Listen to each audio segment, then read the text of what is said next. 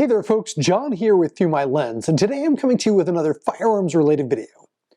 And one very much related to my favorite firearms manufacturer, SIG Sauer. So I've brought out a few examples from my collection for some eye candy. Now on February 7th, I received an email from SIG Sauer announcing that they were formally getting into the shooting sports business with the formation of Shoot SIG. So what is Shoot SIG? In short, Shoot SIG is SIG Sauer's answer to the Glock Shooting Sports Foundation, or GSSF, which Glock started back in 1991. GSSF holds competitive shooting events year-round. These competitions are structured and very well governed to provide a consistent and safe experience at every event, while at the same time being a very friendly kind of event to new shooters of every age and ability. And of course, only Glock pistols can be shot at Glock Shooting Sport Foundation events. Now GSSF celebrates the Glock community and promotes the shooting sports and helps sell Glock firearms and accessories. Clearly, SIG is liberally borrowing from the GSSF blueprint, much the same way that SIG and, well, the entire gun industry really have inspired by the Glock 17 when making their own polymer striker-fired pistols. Now the Shoot SIG website has lots of information on it, but one of the most important pieces of the puzzle when it comes to understanding the sport itself is found toward the bottom of the Shoot SIG webpage under Shoot SIG Resources, and that's the Shoot SIG rulebook. Now Shoot SIG is starting out with 6 real divisions. Technically speaking, there is a 7th division called the Other Division, which will allow folks who don't have a SIG firearm that fits in one of the 6 primary divisions to shoot at a Shoot SIG match. But shooting in the Other Division means that your score won't actually count in the competition and you won't be eligible to compete for the prizes there. So you're just shooting for fun. So really, I think there are only 6 divisions.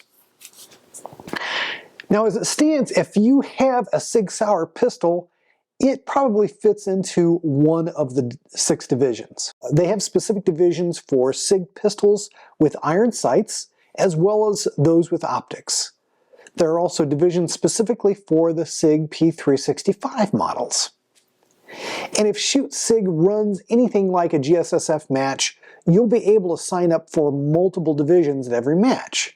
Based on the preliminary information I'm seeing, I think it'll cost about $50 per division you enter a match. And again, it does look like there will be prizes available at every match. Now right off the bat, I could compete with my favorite competition pistol, the Legion P320 X5. So I'm pretty excited about that. I could set it up for,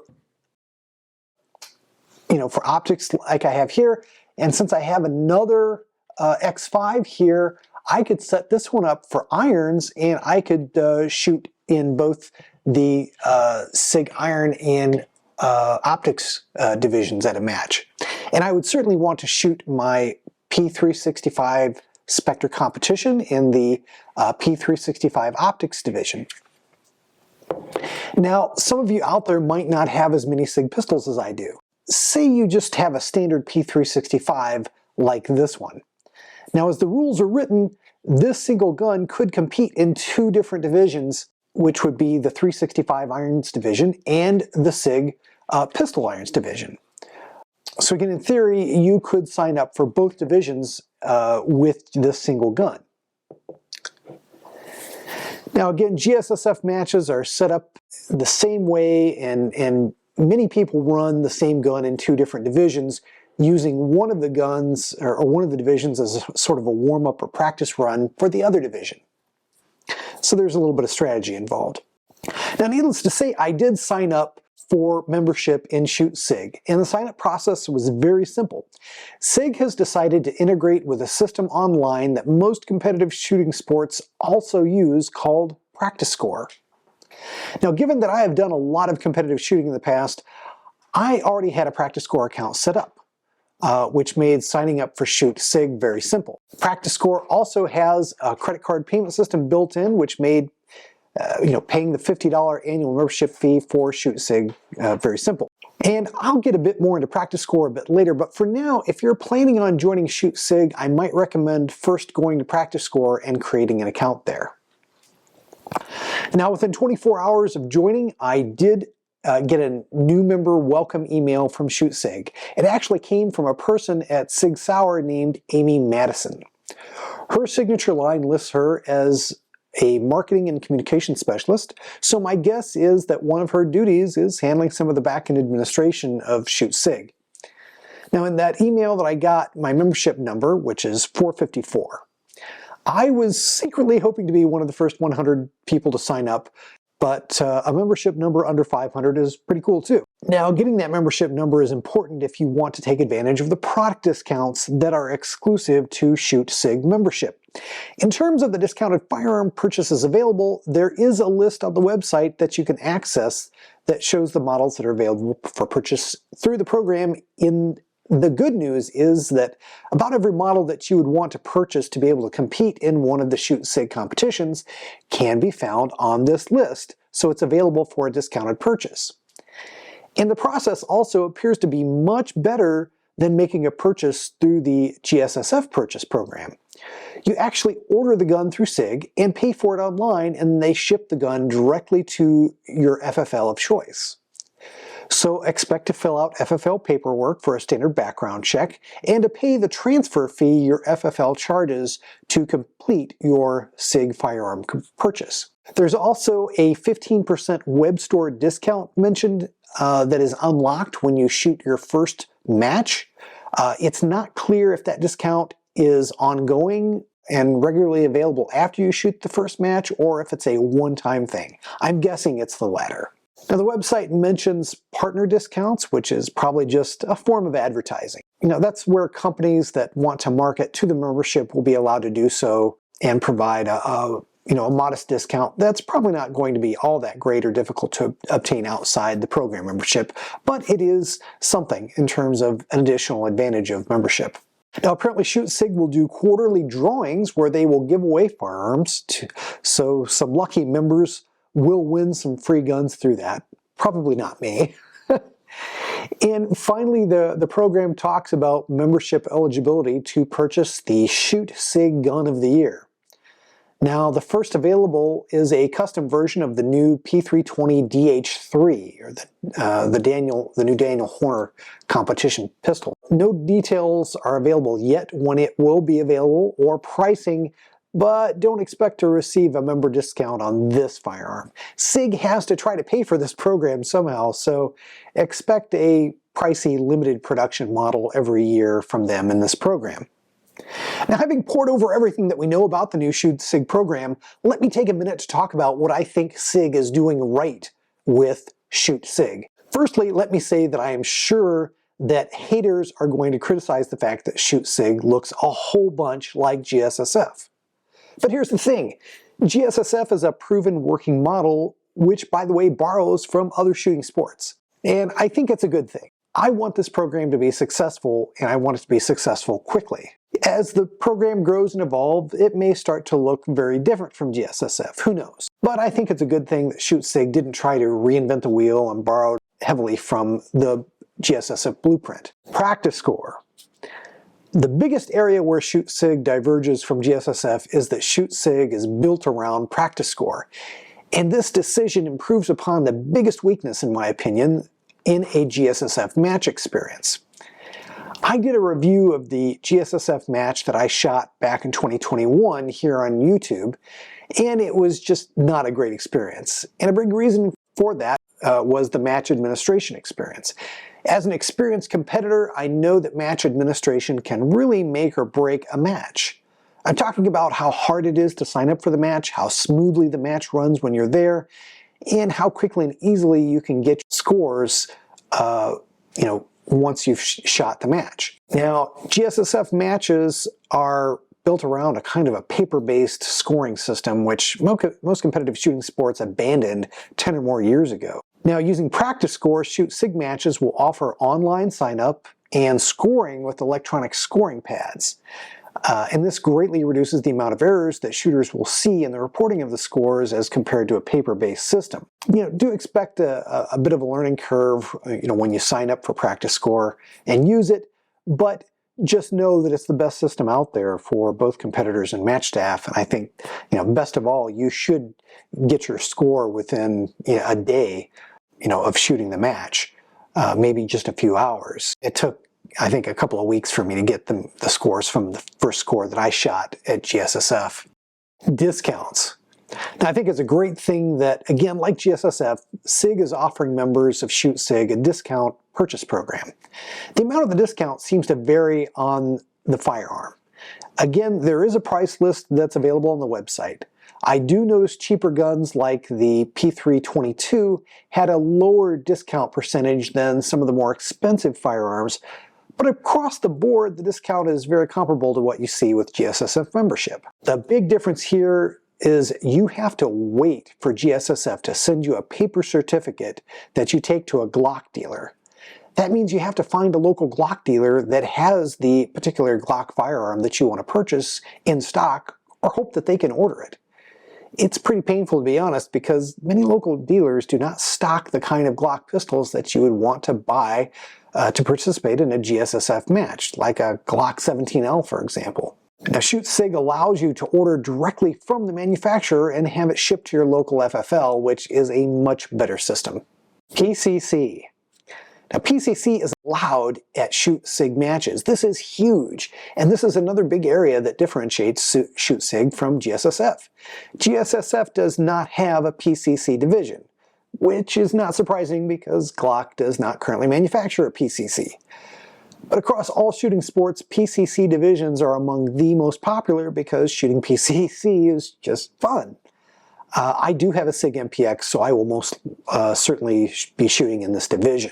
Now, the events are 3 stages, require only 2 boxes of ammunition in total, and you can shoot with just 3 magazines. Now, obviously, all of this kind of goes up if you plan on shooting in multiple divisions, but clearly these competitions are structured to make the cost to shoot a match pretty minimal in terms of both dollars and time, so the barriers to entry are not high. With only 3 stages and 100 rounds of ammo used in total, the matches should get done reasonably quickly, so you won't have to kill an entire day to participate in a match. Now, generally speaking, these events are not going to be particularly appealing to dyed-in-the-wool, serious competitive shooters. These events are going to appeal more to casual shooters, so don't be intimidated and think that a bunch of super high-level pro shooters are going to be showing up at every match. Again, all signs point to these events being very inclusive and very open and inviting to newer shooters, which I think is a great thing. Now let's talk about where I think Shoot SIG can improve. Now, again, I'm a pretty experienced competitive shooter who has been shooting 3-gun, USPSA, Steel Challenge, and Outlaw-type competitive shooting matches for several years. So I do have some thoughts on where the Shooting SIG can improve, and most of my suggestions focus around their rule set. Now, first, let me say that the Shoot SIG rulebook is just 9 pages long. Now, the 2023 GSSF rulebook is over 47 pages, which is to say that GSSF is a much more mature and well-developed sport as compared to Shoot SIG. Now, I'm sure that Shoot SIG didn't want to hit their new members with a huge and intimidating set of rules that would scare away new and casual shooters. The first priority for Shoot SIG to grow and prosper as a sport is to have the highest possible number of people sign up and participate in a safe and enjoyable match. So I definitely understand why Shooting SIG did what they did with their rules book. At the same time, expect some growing pains from Shoot SIG. Their rules leave a little bit to be desired, and I'm sure will evolve over time. For instance, right now there really aren't much in the way of restrictions in Shooting SIG's equipment divisions. Again, there's a SIG pistol iron division, which is open to essentially any pistol with iron sights. Factory or similar post notch sights, in fact. So you don't even have to have factory SIG sights on the pistol. Now, this seems to suggest that you can use, again, third-party sights, but a bit more clarity here is, I believe, needed. Now, outside the stipulation that the gun has to have iron sights, there seems to be no other limitations or restrictions. Aftermarket competition trigger? no restriction. Compensator, no problem. That's not exactly an even playing field. So again, as the rules are written, my, P365 Spectre Comp works in the P365 optics division, but the Spectre Comp has a compensator. Now, what if you have a P365 XL that doesn't have a compensator? I've got a pretty clear equipment advantage over you. And some competitors are going to see that as, not being fair. Again, I'm guessing that these divisions will kind of tighten up over time in terms of these descriptions. How about the SIG PCC division? As it's written, any SIG MPX is permitted. So if you want to show up to a match with your Class 3 SBR MPX with a compensator, no problem. Again, it's possible that these division descriptions were left purposely vague to eliminate barriers of entry and encourage participation. But I'm surprised that with some of the best competitive shooters in the world, like Lena Miklek and Daniel Horner and Max Michel, as Team SIG shooters who were available for consultation, again, I'm surprised more fidelity wasn't baked into these division rules. But again, I'm sure we'll see improvement. So the question is, should you join Shoot SIG? At this point, a lot of people are going to be asking themselves if they should join. The gamble you're taking when you join is whether or not there'll be a match near you during this first year of the organization. You can almost guarantee there will be a championship match at the end of the season at the SIG Sauer Academy in Epping, New Hampshire, and I might well go to the inaugural, championship match. I think it will be a pretty big deal. Now, outside of that, I'd be willing to drive a couple of hours, to attend a non-championship match or a local match. It remains to be seen if one will pop up within, a two-hour drive of me. As of this recording, there are only two ranges in the country hosting Shoot SIG matches. Volusia County Gun Club in Florida, which hosts many competitive shooting events, and of course the SIG Sauer Academy in Epping, New Hampshire. Now, if you're planning on buying a SIG this year, I think the discount will likely make the membership worth it, even if you don't make it to a match in the first year. So for these reasons, I think it's a pretty low risk, really a low risk proposition to join, and I do recommend signing up for membership in Shoot SIG. I, for one, am excited to be on the ground floor of Shoot SIG, and the prospect of shooting in the inaugural championship match is pretty exciting. I've wanted SIG to start their own GSSF type match for a long time, so I definitely want to support them during what I'm sure will be, a bit of a challenging first year. Well, there you have it. There are my initial thoughts on the newest shooting sport in town called Shoot SIG. I hope you enjoyed this video. Take care, God bless, and I'll see you in the next video. I hope you've enjoyed this production from the Through My Lens YouTube channel. If you did, please click on the like button and do share the video on social media. If you'd like to see more content like it, please do subscribe to the channel, follow me on Instagram and Facebook, and do check out Through My Lens at www.throughmylens.org.